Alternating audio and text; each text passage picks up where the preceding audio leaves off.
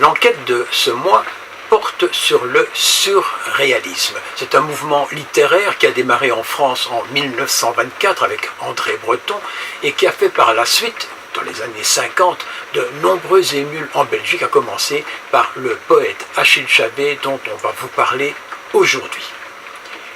Tout se passe à Montbliard, près de la frontière française, un patelin de 356 âmes, parfaitement inconnu du grand public, à tort car l'endroit est vraiment très très beau, et c'est là que les surréalistes ennuyés, donc dans les années 50, se réunissaient pour se mettre au vert, et puis aussi pour contourner la loi belge, la fameuse loi Van der Velde, qui interdisait à l'époque de vendre de l'alcool dans les cabarets. Alors il suffisait, puisque Montbliard était près de la frontière française, de faire quelques centaines de mètres pour y trouver à bon compte du pastis et le bon vin rouge qui tâche. Alors vous voulez des noms? Eh bien Paul Bury, André Balthazar, Marcel Parfondry et surtout le célèbre poète Achille Chabet, qui n'était pas le dernier à refaire le monde comme à proclamer l'avenir du communisme dans un État wallon indépendant. C'était sa façon de voir les choses. C'est lui-même qui écrivit d'ailleurs avec panache « Un jour, je ne serai pas à l'Académie française ». Alors c'est un reportage de Karine Laure-Desguin effectué avec la collaboration de Willy Parfondry, c'est le fils de l'auteur précité. Karine, où nous emmènes-tu encore aujourd'hui? Avec un temps superbe. Un temps superbe. Tout d'abord, bonjour aux amis de nos amis. Avec Actu TV, nous avons décidé de nous mettre au vert. C'est les vacances. Presque, oui, voilà. Nous sommes à Montbliard, dans l'entité de Civry-Rance. Et bon, pourquoi Montbliard? Franchement, pourquoi Montbliard? Eh bien, dans les années 50, c'était l'époque où on commençait à voir le week-end, puisqu'on avait congé le samedi après-midi. Les gens avaient un petit peu de sous, donc cette époque-là, tout le monde travaillait. Et nos amis surréalistes ennuyés, dont Achille Chabet, parce que c'est quand même le but de notre visite aujourd'hui, ont trouvé une petite maisonnette en bordure d'un petit ruisseau, et c'était super sympa, et tous nos surréalistes ennuyés se donnaient rendez-vous ici. En fait, il faut savoir que Achille Chabet, qui est le personnage que l'on connaît, on connaît de lui les grandes lignes, c'est le peau rouge qui ne voulait pas suivre la file indienne, c'est quand même le gars qui a dit « Un jour, je n'irai pas à l'académie », il l'a dit, et donc Achille Chabet, avec quelques autres, donc Marcel Parfondry, et André Laurent ont fondé le groupe Rupture. Voilà. Et nous sommes ici parce que nous avons fait connaissance avec Willy Parfondry, qui est le fils de Marcel Parfondry. Et Willy a connu Chabet, donc quand il était tout petit. Physiquement. Physiquement, il a grandi avec Chabet. Il connaît plein de choses insolites au sujet de ce personnage-là. Et c'est toujours ces petits faits insolites que Actu TV recherche. Et nous les avons trouvés pour vous.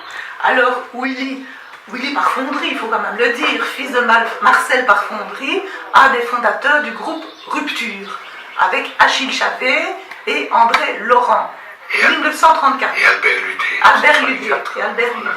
Voilà, donc le surréalisme, c'est un mot que tu connais. Moi, je trouve qu'au fil du temps, ce mot-là s'est galvaudé. Maintenant, on entend à la télévision, pour un oui ou un non, quelqu'un qui pisse de travers, on va dire « Ah, c'est surréaliste ». Ce sont des gens qui étaient en rupture avec la société dans laquelle on vit. Des artistes se définissaient comme étant contre l'ordre établi qui impose des règles pour écrire. On doit respecter des alexandrins. Pour peindre, on doit respecter des perspectives. La libellule est un mammifère. Elle se nourrit d'éponges et de morceaux de bois. La libellule fait l'amour sur le toit de la trigonométrie. C'est une amie de l'agriculture. Artistiquement, esthétiquement, politiquement, moralement, intellectuellement, contester le système dans lequel on vivait. Ils contestaient. Ils ont explosé tout ça au nom de la liberté totale. Des gens en rupture. Et d'ailleurs, à la Louvière, en 1934, c'est bien le nom Rupture que le groupe prend pour... Au départ, ce groupe-là était politique. Est-ce qu'il était tellement littéraire ou...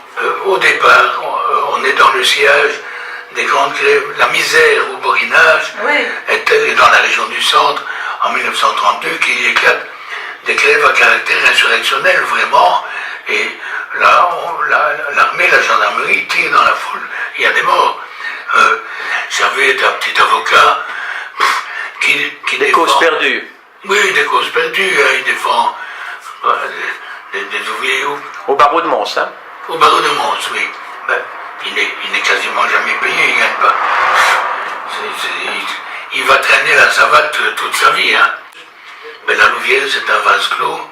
Il y a tous ceux qui sont intéressés par l'art, ils se rencontrent toutes les semaines. C'est toutes les mêmes.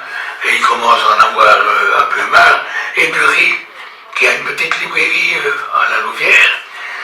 Et André Balthazar, qui est étudiant encore à l'ULB, en philologie romaine, décide que l'on va aller trouver un coin à la campagne, prendre l'air le week-end.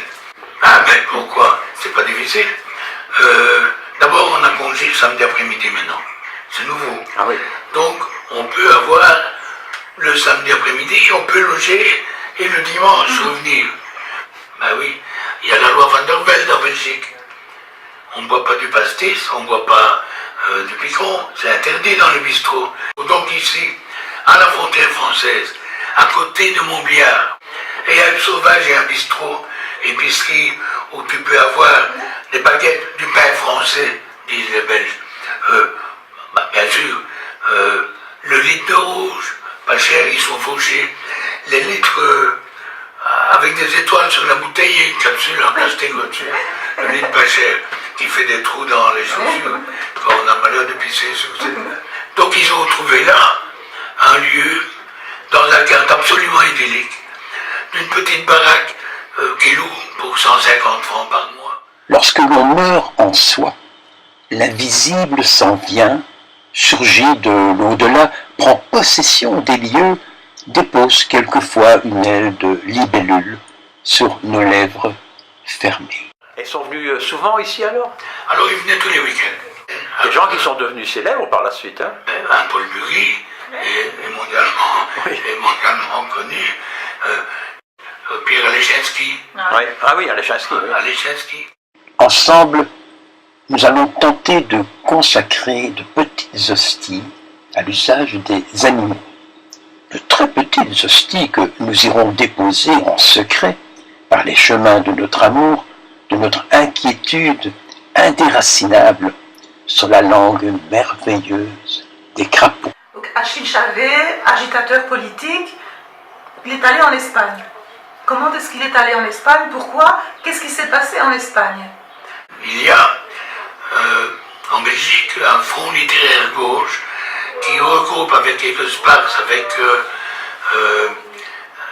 Plisny, une tentative de regrouper tous les écrivains de gauche pour faire un front contre la montée du fascisme.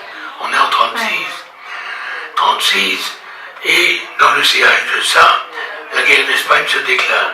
Et pour être conséquent avec cet engagement, et Chavez étant à l'époque conséquent, il part combattre avec les brigades internationales en Espagne. En Espagne? En Espagne. A-t-il eu du sang sur les mains? Non, il a toujours, lui, nié absolument n'avoir jamais eu de sang sur les mains, ni lui, ni d'autres compagnons qui étaient en Espagne là-dessus. Mais il y a eu un déferlement à l'époque réelle, le mouvement rexiste et toute la droite catholique bien pensante, qui trouvait là une occasion de dire oui, on l'a, à l'époque, la presse disait, le boucher d'Albacete. Bon, en fait, il n'y a jamais eu aucune preuve qui a pu être réunie. Mais c'est d'autant plus curieux que ce qu'on lui reproche, c'est d'avoir assassiné des communistes. Je crois que personne ne peut s'y retrouver, hein, parce qu'un chat perdrait ses petits dans cette espèce de myriade de chapelles communistes, gauchistes, etc. Mais on lui a reproché, malgré tout, à tort ou à raison, parce que personne ne peut dire que ce soit vrai ou pas vrai, d'avoir physiquement tué des gens qui étaient communistes d'une autre chapelle peut-être en Espagne. Voilà, lui a toujours nié ça. Mais c'était un personnage, bon, à la Louvière, c'est un avocat, bon, des causes perdues, toujours sans un sou, mais il traînait quand même beaucoup dans les cafés. Il n'était pas alcoolo, mais il traînait tout le temps dans les cafés. Il était marié, tout compte fait. Oui, bien sûr, bien sûr. Et comment Simone a servi de garde-fou, parce qu'à la période où on a commencé à voir ce qu'on appelait les bandits manchots, tu sais, les jeux d'argent dans les bistrots, il est tombé là-dedans, mais il joue au poker, hein. Et puis quand il y a eu ça dans les cafés, donc sa femme venait le rechercher au café. Ah oui, Simone venait le rechercher au café du bassin. Et tant à tout jamais lié, de par mes gestes oubliés, par le fruit même de mes paroles, et par ma force, et par ma peur. Ah, laissez-moi mourir, exactement seul. Cela représente ma solitude, cela représente mon drame, cela représente mon destin. Bien sûr, ce poème n'a pas de titre. C'est un pauvre petit poème de 4 vers. Et c'est moi. C'est moi. Alors que je vais mourir. Et je sais bien que c'est moi. Alors que je vais mourir.